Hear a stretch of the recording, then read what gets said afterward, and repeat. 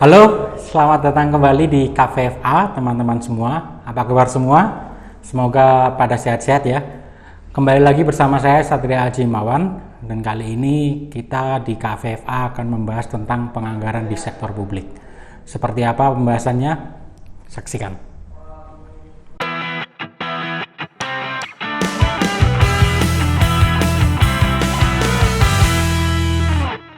Oke, dalam pembahasan ini kita akan membahas di 4 sektor. Saya akan membahas penganggaran di sektor publik dari sisi planningnya, perencanaannya bagaimana, lalu evaluasinya bagaimana, lalu kemudian jenis-jenis seperti apa sih penganggaran di sektor publik, dan yang terakhir nanti akan saya bahas khusus mengenai korupsi, fenomena yang memang sering dibahas di sektor penganggaran publik ya. Oke. Untuk pertama, bagaimana sih sebenarnya teman-teman mungkin bertanya ya, bagaimana sih sebenarnya Mas planning atau perencanaan di bidang penganggaran sektor publik? Perlu teman-teman pahami bahwa penganggaran sektor publik itu berasal dari APBN, baik APBN negara maupun APBD di daerah. Nah, perencanaannya itu dilihat dari tidak hanya moneter atau fiskal, finansial gitu ya, tidak hanya uang, tetapi juga impact atau dampak dari bagaimana uang itu dibelanjakan. Jadi ketika awal itu pemerintah sudah melihat bahwa anggaran ini akan dialokasikan seperti apa, target sasarannya siapa, lalu impactnya seperti apa.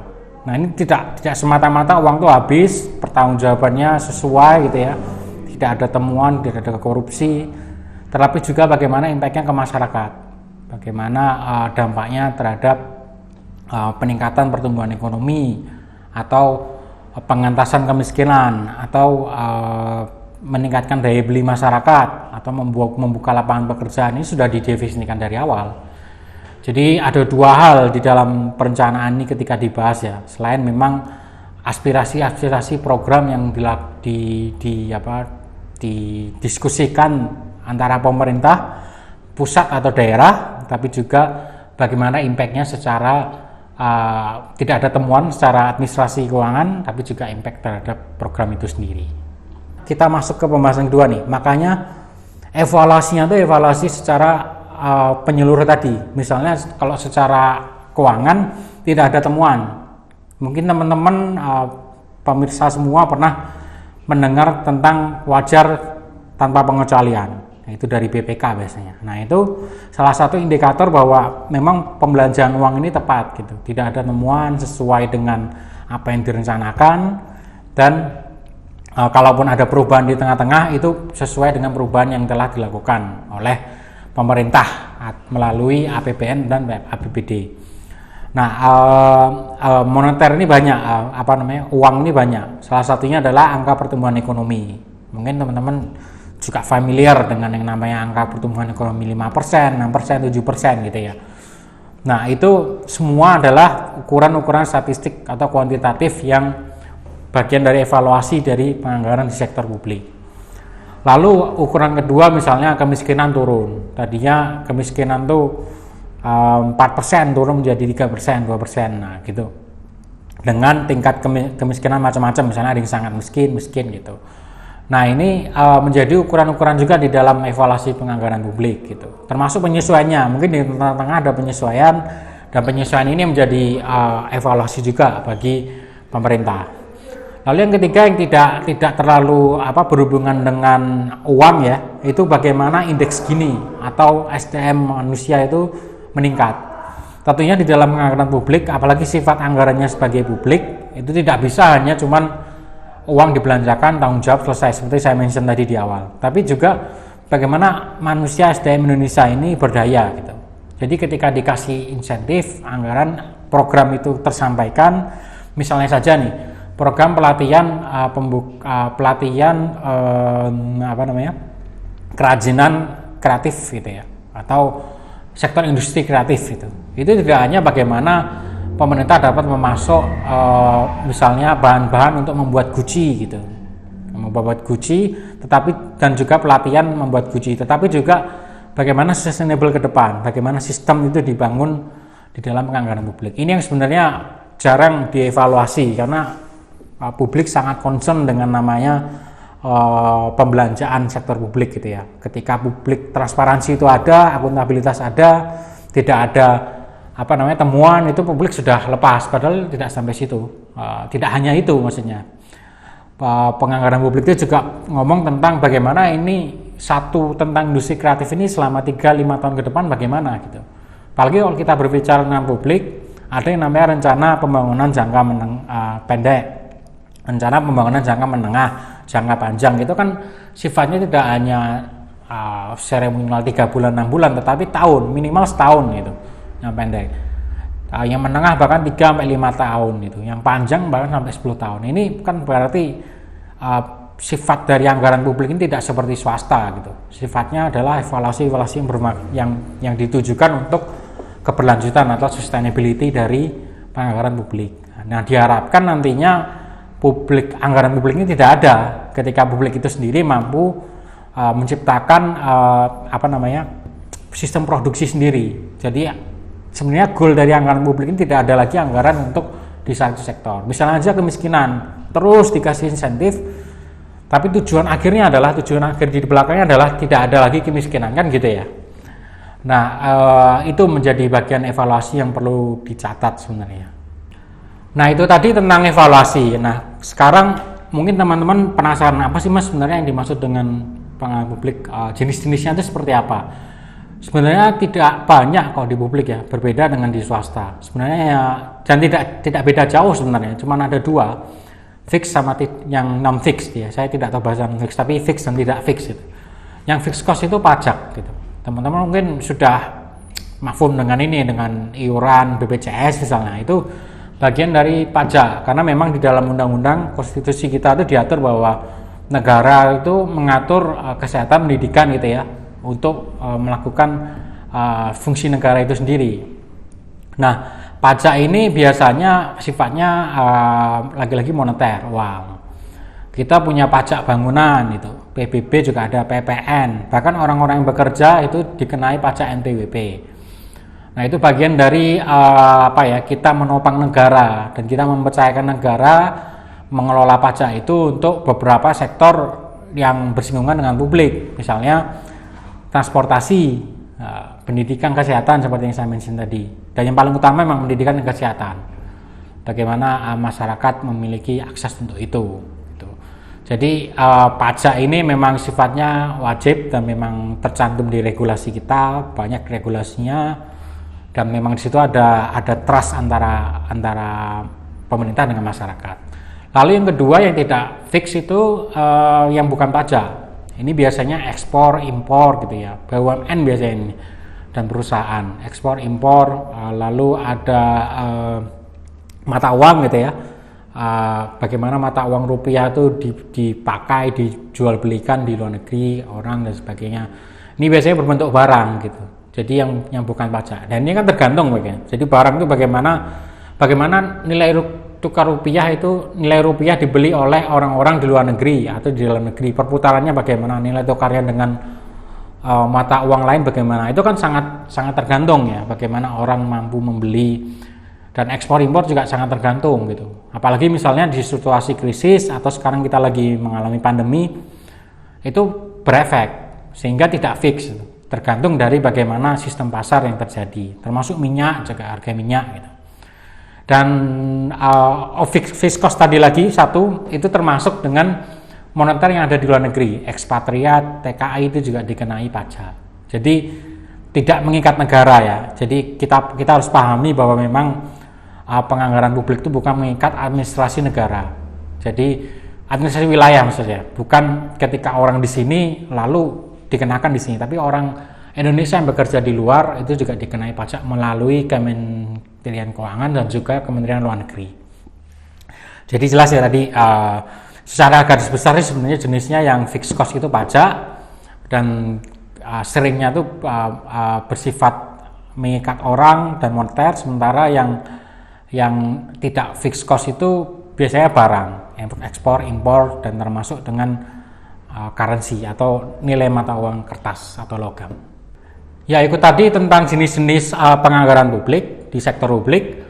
Lalu yang sebelumnya yang terakhir saya akan menjelaskan tentang korupsi. Mungkin ini fenomena yang populer tapi juga melelahkan bagi teman-teman ya, karena sering banget dibahas gitu.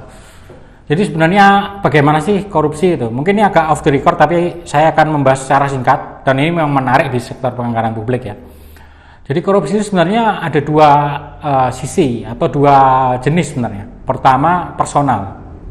Korupsi personal ada yang jamaah, ada yang individual. Jamaah artinya kelompok ya, beberapa orang yang melakukan korupsi untuk memperkaya diri sendiri. Dan memang intensinya untuk mengambil uang dari penganggaran publik itu sendiri, APBN, APBD gitu. Dan tidak sesuai dengan regulasi gitu. Jadi di luar tunjangan yang didapat dan gaji, dia juga tetap ngambil. Yang sebenarnya itu uang harus dikonsumsikan untuk program-program gitu, untuk program pembangunan. Nah, contoh dari personal nih banyak ya saya kira ya. Dulu terkenal dengan Gayus Tambunan gitu. Dia mengambil uang gitu. Dan di daerah-daerah banyak gitu uang-uang yang diambil yang tidak sesuai dengan tunjangan atau gaji pejabat tersebut gitu. Gayus yang dulu terkenal, yang akhirnya dia sempat lari juga ya ke event olahraga, itu bagian dari bagaimana dia mengambil uang secara personal dan untuk kepentingan pribadi. Kalau organisasional, ini yang kedua nih, organisasional itu lebih ke bagaimana sistem birokrasi itu sebenarnya membuat orang terjebak dan melakukan korupsi gitu. Kita harus akui sistem birokrasi kita masih perlu improve ya, terutama di bagian transparansi dan akuntabilitas. Ketika transparan belum tentu akuntabel, ketika akuntabel belum tentu transparan. Nah, ini membuat pejabat publik itu dilema. Jadi ketika karena kan memang birokrasi ini korupsinya sistemik ya. Jadi sistemnya aja sudah korup. Jadi membuat pejabat yang bertanggung jawab atas sistem itu juga akhirnya korup gitu. Misalnya saja penganggaran suatu produk atau program, itu biasanya ada markup gitu. Nah, ketika ada markup, karena markup ini disesuaikan dengan harga pasar. Harga pasar kan setiap hari berubah. Nah, ini ketika ada markup, ini yang membuat markup ini dengan jumlah yang banyak, misalnya 30 sampai 100, yang membuat pejabat kena. Akhirnya pejabat harus tanda tangan keputusan penganggaran tersebut atau perubahan anggaran. Nah, tanda tangan inilah menjadi permasalahan di sektor hukum atau di sisi hukum, yang akhirnya membawa pejabat tersebut ke penjara karena legitimasi dari tanda tangan tersebut. Contohnya siapa? Mungkin Bapak Dahlan Iskan ya. Saya tidak tahu duduk perkaranya seperti apa, tapi saya mendengar bahwa beliau melakukan ketika menjadi BUMN, beliau melakukan legitimasi tanda tangan atas pengadaan barang di BUMN. Tapi sebenarnya beliau tidak mengambil, hanya saja uangnya entah kemana, hanya saja legitimasi tanda tangan tersebut merupakan dampak dari korupsi sistemik penganggaran publik yang terjadi di BUMN saat itu. Nah, ini cukup disayangkan karena memang esensi dari korupsi itu kan memperkaya diri sendiri ya, kalau dari KPK. Nah, ini kan tidak memperkaya diri sendiri, tapi yang jadi kaya adalah organisasi dan juga mungkin orang-orang yang ada di organisasi. Dan ini mungkin saling terkait menait ya tadi ya. Kalau personal itu jamaah dan memang ada intensi untuk mengambil uang, sementara organisasional itu jamaah kelompok-kelompok ini menggunakan sistem yang korup di dalam organisasi untuk mengambil uang gitu. Dan terkadang kalau di personal semuanya dapat, termasuk orang merencanakan, pimpinan merencanakan, tetapi di organisasi orang-orang yang memanfaatkan sistem ini yang dapat kadang-kadang, dan orang pejabat yang tanda tangan legal ini kadang-kadang juga malah tidak dapat dan tidak tahu apa-apa dan masuk ke penjara. Mungkin bedanya di situ ya. Oke, mungkin saya kelupaan ya. Mungkin teman-teman sempat update dengan podcastnya Deddy Corbuzier tentang Taufik Hidayat itu, yang di Kemenpora itu. Nah, Taufik Hidayat sempat mention bahwa memang ada beberapa oknum yang dia bilang oknum di birokrasi yang melakukan markup anggaran. Yang seperti saya jelaskan tadi di organisasional. Jadi setiap ada penganggaran di pengadaan di penganggaran itu biasanya dilebihkan gitu. Ada range melebihi perencanaan anggaran. Misalnya harusnya 100 juta dilebihkan menjadi 120 sampai 125. Ada range-nya gitu. Karena memang harga pasar itu tadi fluktuatif, tergantung bagaimana daya beli dan perputaran jual beli yang ada gitu. Nah, itu adalah contoh dari organisasional gitu. Jadi bagaimana orang-orang ini bermain di sistem karena adanya markup itu yang sebenarnya adalah bagian dari bagaimana merespon harga-harga yang terjadi di pasar itu menjadi permainan. Katakanlah harusnya secara pasar harganya 123 juta, tetapi diambil batas atas 125 juta. Nah, 2 juta ini menjadi diambil oleh beberapa kelompok dengan memanfaatkan sistem, kan tidak salah secara aturannya, karena 125 adalah batas atas. Tapi harusnya 123 secara pasar. Nah, 2 juta diambil dikali pengadaan barang yang terjadi di seluruh Indonesia. Misalnya 34 provinsi, berarti 2 kali 34. Hasilnya berapa dihitung sendiri lalu dibagi orang-orang. Itu bagian dari contoh yang diberi oleh Taufik Hidayat itu adalah contoh dari korupsi yang mungkin ya, karena memang belum terbukti atau indikasi korupsi yang terjadi di organisasional. Saya menduganya organisasional karena bermain di sistem-sistem dan tidak salah, tidak menyalahi sistem, tetapi itu secara etik dan moral di dalam penanganan publik itu bermasalah karena bisa jadi sebuah temuan. Tapi ini indikasi nanti. Tapi bisa jadi menjadi Taufik Hidayat yang dijelaskan oleh Taufik Hidayat itu merupakan contoh dari bagaimana orang bermain di sistem dan organisasional untuk mengambil keuntungannya dan kelompoknya. Oke, cukup sekian ya pembahasan kita tentang penganggaran sektor publik ini. Memang cukup seru ya, karena memang ini salah satu hal yang menjadi concern publik atau concern teman-teman semua, dan mungkin menjadi topik yang cukup seksi untuk media gitu ya. Cukupkan sekian. Mungkin bisa kita summary-kan bahwa memang di pembahasan penganggaran sektor publik ini tadi saya jelaskan singkat saja tentang perencanaan, bagaimana perencanaan penganggaran di sektor publik dilakukan. Tadi membahas tentang impact, tidak hanya impact, bahwa perencanaan itu tidak hanya berbicara soal impact bagaimana dibelanjakan penganggaran, tetapi juga impact sosial dan keberlanjutannya. Kedua tentang evaluasi. Nah, ini saling terkait. Jadi evaluasinya memang tidak bisa hanya angka pertumbuhan ekonomi gitu, atau kemiskinan turun, tetapi juga indeks gini meningkat dan bagaimana sustainabilitas dari penganggaran itu, dan memang tujuan goalnya adalah penganggaran itu tidak perlu lagi ada gitu. Jadi itu fungsi publiknya. Evaluasinya itu sebenarnya bagaimana tidak perlu lagi untuk diberi insentif di sektor tertentu. Lalu tadi sempat bicara tentang jenisnya ada fix dan tidak fix. Fix tadi di pajak dan tidak fix ekspor impor gitu ya. Jadi ada di uang, dan satunya lagi tentang barang. Nah, jasa, dan satunya berjasa, satunya barang gitu. Lalu tadi sempat disinggung sedikit soal korupsi personal yang memang orang tuh niat untuk ngambil uang dari APBN APBD. Dan berikut dengan contohnya tadi ya, dengan gayus tambunan, dan juga tentang organisasional yang contohnya dari Taufik Hidayat di podcastnya Deddy Corbuzier. Itu mungkin keempat itu dulu yang bisa kita bahas. Kalau nanti teman-teman punya pertanyaan atau diskusi menarik, komen sebagainya, silakan komen di sini di kolom komentar, nanti saya respon. Besok kita akan membahas tentang peramalan di kebijakan publik, atau nama populernya adalah forecasting. Bagaimana pembahasan forecasting? Nantikan video KVFA selanjutnya bersama saya, Satria Jimawan. Cukup sampai sekian. Salam KVFA.